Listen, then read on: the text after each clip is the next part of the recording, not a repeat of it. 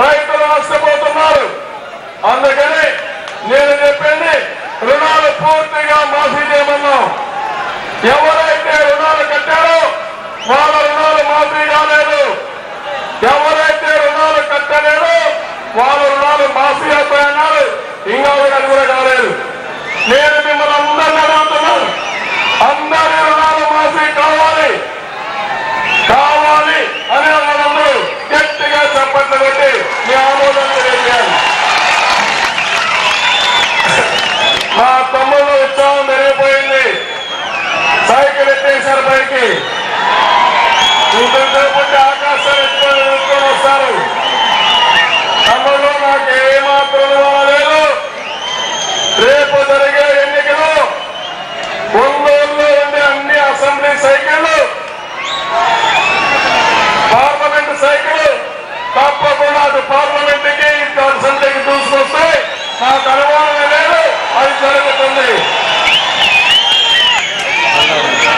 ఈరోజు నేను ఒకటి హామీ ఇస్తున్నాను, ఎవరైతే రైతులు ఉన్నారో ఈ ప్రభుత్వం మీ రుణాలు మాఫీ చేయకపోతే ఆ బాధ్యత నేను తీసుకుంటాను. కాంగ్రెస్ పార్టీని చిత్తుగా ఓడించి మీరు రుణమాఫీ చేపిస్తామని కూడా నేను మీకు తెలియజేస్తున్నాను. ఈ జిల్లాలో అకాల వర్షాలు పడ్డాయి, ఒక్క పైసా ఇవ్వలేదు. మొత్తం ఈ రాష్ట్ర ప్రభుత్వం 15,000 కోట్ల రూపాయలు అడిగితే ఇప్పటి వరకు ఇచ్చింది 300-400 కోట్ల రూపాయలే వచ్చింది. ఎక్కడ కూడా అకాల వర్షాలు పడినా వరదలు వచ్చినా రైతులకు న్యాయం జరగలేదు. ఆ విధంగా కూడా చాలా వరకు ఒక ఒంగోలులో చూస్తే 543 కోట్ల రూపాయల నష్టం వస్తే ఇంతవరకు ఒక్క పైసా ఇచ్చే పరిస్థితులు ఈ ప్రభుత్వం లేదో నామినల్ గా నామమాత్రం సహాయం తప్ప, కంటి తురుపు తప్ప ఏమాత్రం సహాయం అందలేదు. తమలో ఈ రోజు రైతులు ఈ మారిగా కష్టపడుతున్నారు. నేను అడుగుతున్నా మిమ్మల్ని, ఇదే జిల్లాలో గెలాక్సీ గ్రెనైట్ ఉంది. ఉన్న గెలాక్సీ గ్రెనైట్ మీకు తెలుసా?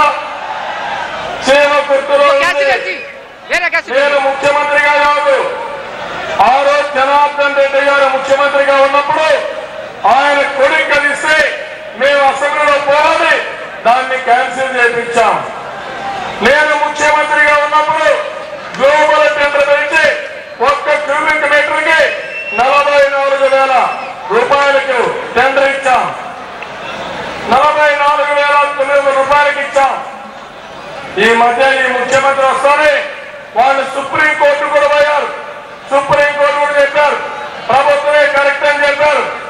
అలాంటి గెలాక్సీ గ్రెనైట్ ని 4,400 రూపాయలకి అంటే 10% వేరే వీళ్ళకి కావలసిన మనుషులకి కట్టబెట్టారు.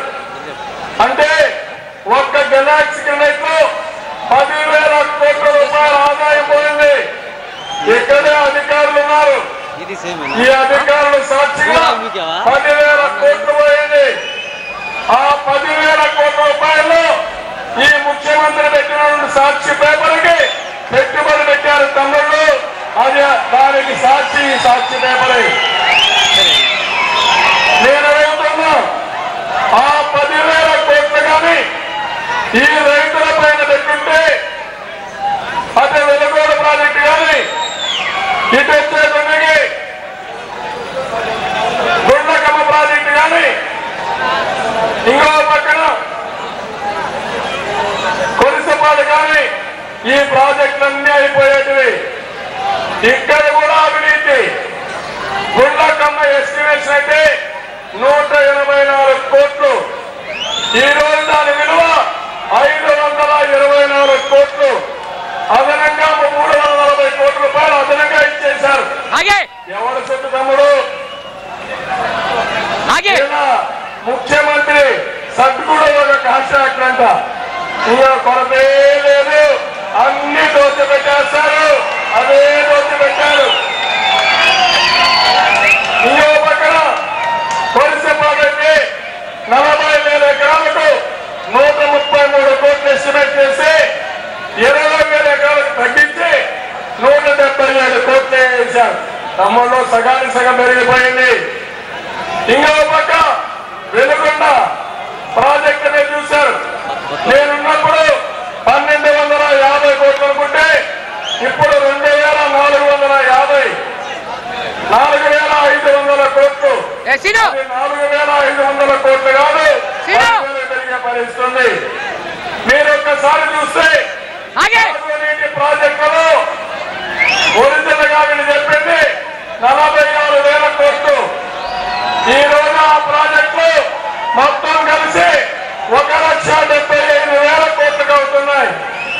తమ్ముడు, ఈ ముఖ్యమంత్రి అవినీతికి అర్థం లేకుండా పోయింది. మా తమ్ముడు నీళ్లు అడిగారు, నాగార్ సాగర్ నీళ్లు అడిగారు. నీళ్లు అడిగిన పాపానికి బేడీలేసి కాళ్ళకు సంఖ్యలేసి ఎత్తపై హాస్పిటల్ ఈ హాస్పిటల్ కట్టేశారు. ఇదెక్కడ న్యాయం తమ్ముళ్ళు? మీరే ఆలోచించాలి. మనం నీళ్లు అడిగితే సంఖ్యలు వేస్తారు.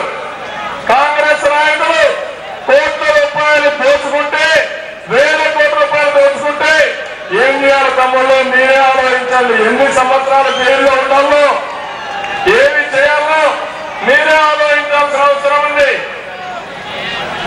అంటే ఈరోజు అవినీతి ఎంత భయంకరంగా తయారైందంటే ప్రజలు కట్టిన పన్నులు ఆ డబ్బులంతా తీసుకుపోయి సాగునీటి ప్రాజెక్టుల పేరుతో ఇష్ట ప్రకారం దోచుకుంటున్నారు. నేను ఎల్లంపల్లో ప్రారంభించాను.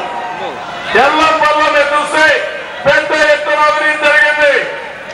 దొంగతనం చేసిన దొంగని ఏమైనా పట్టుకుంటాము దొంగ సొత్తుతో, అదేవిధంగా సాక్ష్యాధారాలతో ఈ ప్రభుత్వాన్ని ఎల్లంపల్లో పట్టుకున్న ఘనత తెలుగుదేశం పార్టీకే దక్కింది.